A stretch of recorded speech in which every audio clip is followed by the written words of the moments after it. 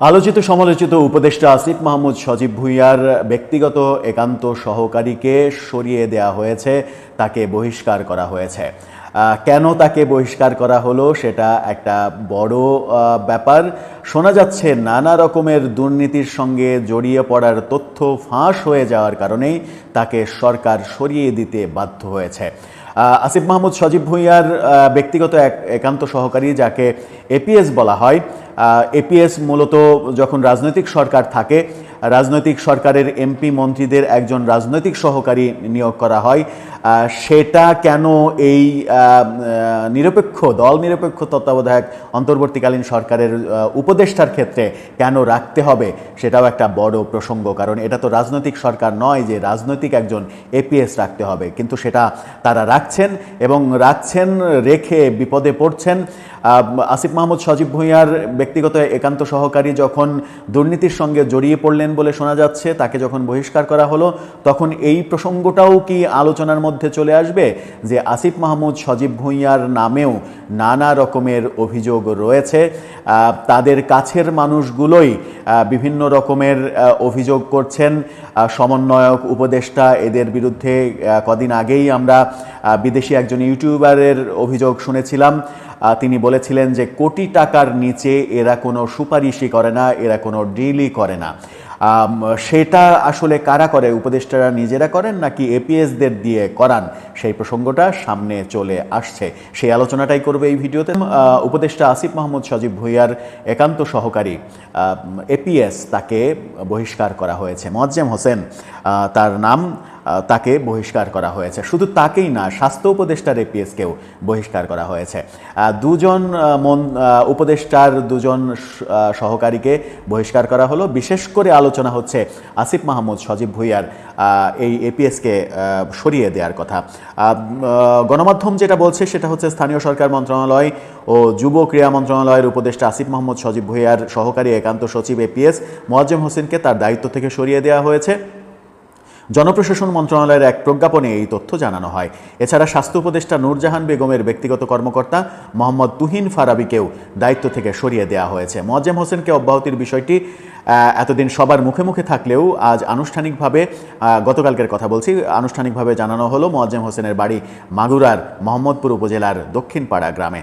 ছাত্র জনতার অভ্যুত্থানে আওয়ামী লীগ সরকারের পতনের পর গত বছরের 14ই আগস্ট যুব এবং ক্রীড়া মন্ত্রণালয়ের উপদেষ্টা আসিফ মাহমুদের এপিএস মোয়াজ্জেম হোসেনকে নিয়োগ দেওয়া হয়েছিল। তখন প্রজ্ঞাপনে বলা হয়েছিল, আসিফ মাহমুদ যতদিন এই পদ অলঙ্কৃত করবেন অথবা এপিএস পদে বহাল রাখার অভিপ্রায় পোষণ করবেন, ততদিন এই নিয়োগ কার্যকর থাকবে। এপিএস পদে নিয়োগ পাওয়ার পর থেকে মোয়াজ্জেম হোসেনের বিরুদ্ধে নানা ধরনের অনিয়মের অভিযোগ উঠতে দেখা যায়। এদিকে স্বাস্থ্য উপদেষ্টার সহকারী ফারাবি, তার বিরুদ্ধেও নানা রকমের অভিযোগ শোনা যাচ্ছে।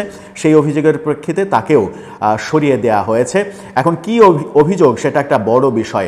এদিকে সামাজিক যোগাযোগ মাধ্যমে আসিফ মাহমুদ সজীব ভুঁইয়ার এপিএস মোয়াজ্জেম হোসেন সম্পর্কে লেখালেখি হচ্ছে যে উপদেষ্টা আসিফ মাহমুদ সজীব ভুঁইয়ার এপিএস গত 8 মাসে 311 কোটি টাকার মালিক হয়েছেন, বাড়ি ক্রয় করেছেন সুইজারল্যান্ডে।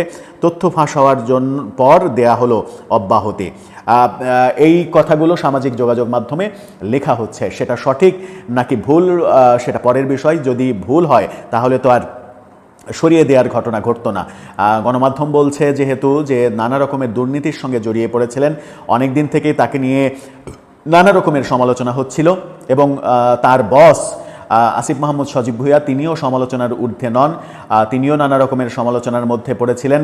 তিনি, মাহফুজ আবদুল্লাহ, তাদের সম্পর্কে বিদেশি একজন ইউটিউবার সম্প্রতি মন্তব্য করেছিলেন যখন সেনাপ্রধান নিয়ে আসিফ মাহমুদ সজীব ভুঁইয়া ভিডিও বার্তা দেন। সেই সময় আলোচনার মধ্যে একটা মন্তব্য এসেছিল যে এরা 1 কোটি টাকার নিচে কোনো ডিল করে না। এরকম মন্তব্য নিশ্চয়ই সম্মানজনক মন্তব্য নয় উপদেষ্টাদের জন্য।